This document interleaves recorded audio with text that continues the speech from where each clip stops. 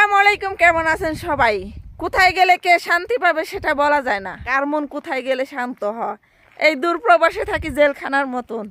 এতক্ষণ বাসার সব কাজ করলাম, বাইরে টাইলস ধুইলাম, পুরে বাসা কাজ টাজ গুছাইলাম, বিকালের চা নাস্তা বানাইলাম, বানায় এখনও মানে রোদটা আছে কিন্তু সন্ধ্যা হয়ে গেছে, বেলা 5টা বাজে। কিছুক্ষণ পরেই মাগরিবের আজান দিবে, কিন্তু মনে হলো একটু বাইরে ঘুরি। আসলে বাইরে যখন আসি এই আবহাওয়াগুলো চোখের সামনে ভাসে, মনে হয় এক টুকরো বাংলাদেশে আছি। গ্রামের মতো পরিবেশটা তো মানে মনের ভিতরে একটা শান্তি পায়, একটা তৃপ্তি পায়, ভালো লাগা কাজ করে। হয়তো বাংলাদেশে থাকলে প্রিয় মানুষটা থাকলে তারে রাইখে কোথায় গেলে যত সুন্দরী জায়গা হোক ভালো লাগতো না, কিন্তু এখানে তো একা। তো যে পরিস্থিতিতেই থাকি সেটাকে মানায় নেওয়াটাকেই বলে কি জানি, আমি জানি না। তো বাগানে যাইতে চাইছিলাম, তো বাগানে দেখার মতো কিছুই নাই, ভাবলাম এই দিকটা একটু আসি। এই যে আমার সামনে একটা বড় বিল্ডিং দেখতেছেন, এই বিল্ডিংটা হচ্ছে মনে হয় 3 তলা। তো এটা মাদ্রাসা, এখানে বাচ্চারা পড়ালেখা করে। আর এই দিকে এই যে ভাঙ্গারি দোকান টোকান দেখা যাইতেছে, এগুলো সব কফিলের বাবার কফিলের বার। ওখানে বাঙ্গারির দোকান আছে, গাড়ি মানে পুরান গাড়ি বাইঙ্গে ওগুলো 5টার দিয়ে নতুন গাড়ি ঠিক করে এবং কি বিক্রি করে, একটা বিজনেসের মতো। আর এই তাম্বরের মতো ঘরগুলো, এই ঘরগুলোর মধ্যে ছাগল থাকে।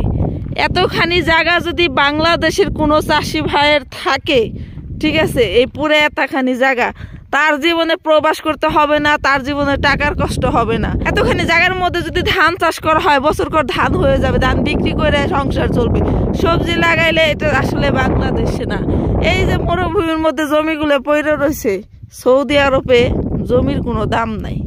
কেন বলতেছি? কারণ এই মরুভূমির মধ্যে না হয় ঘাস, না হয় ফল, না হয় ফুল।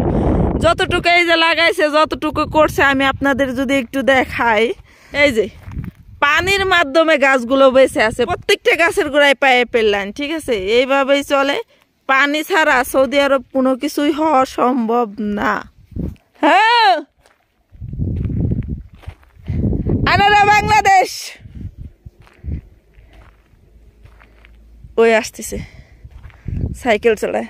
জি ভাড়া সুলতান, জি ফালিপ মাফিয়া আমেলি জি ইন্তি জিপ সাইকেল এলা আয়ো মাফিয়া জি আমেল है ना मायब गा আমেলি জি খারবান জি ইন্তি হালিপ। ওই যে ওখানে হলো কফিলের বাবার ছাগল, দুধ দোয়ায় ওই যে ওখানে পটের মধ্যে রাখছে। এখন আমি ওরে কইলাম কি, কাজের মানুষের এইদিকে আসতে হইব না, ঠিক আছে। ওইটা হলো কাজের মানুষ আইসে এই দরজার এনে রেখে যাইব। পরে ওরে কইলাম যে তুই নিয়ে আয়, কাজের মানুষ যাতে এখানে না আসে। পরে আমার কথা হই না, আনতে গেল। দেখেন কি হয়, ওই যে কাজের মানুষের কাছ থেকে ও বোতলটা নিয়ে আসলো। কাজের মানুষটা এইদিকে আসবো কিনা জানি না, ওইদিকে চলে গেল। যাই হোক, ও আসুক, দুধটা নিয়ে বাসায় যাবো। আর এই যে কপিলের বাবা পরশু দিনকে এখানে কাজের মানুষ নিয়ে পাইপ টাইপ দিয়ে যেভাবে পারুক আঙ্গুর গাছে জাংলা দিছে, ঠিক আছে। আমি এক কিস্তা এসে দেখছিলাম আঙ্গুর ধরছে, আর ধরে নাই। এই যে ডালিম গাছগুলো লাগাইতেছে, ডালিম ধরার খবর নাই। এই যে আঙ্গুর গাছগুলো মানে কোনো কিছু আর হয়ে ওঠে না। এই যে খাইজর গাছগুলো পানির দ্বারাই বাইছে গেছে। এত বড় খাইজর গাছ যদি 1 সপ্তাহ পানি না দেয়, পাতাগুলো লাল হয়ে যায়। এস মুশকিলা আতে মাশাআল্লাহ হামুদি সই সাইকেল মাশাআল্লাহ মাশাআল্লাহ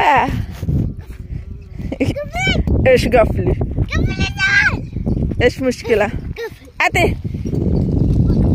هنا এই যে দুধ নিয়ে আসলো, ঠিক আছে।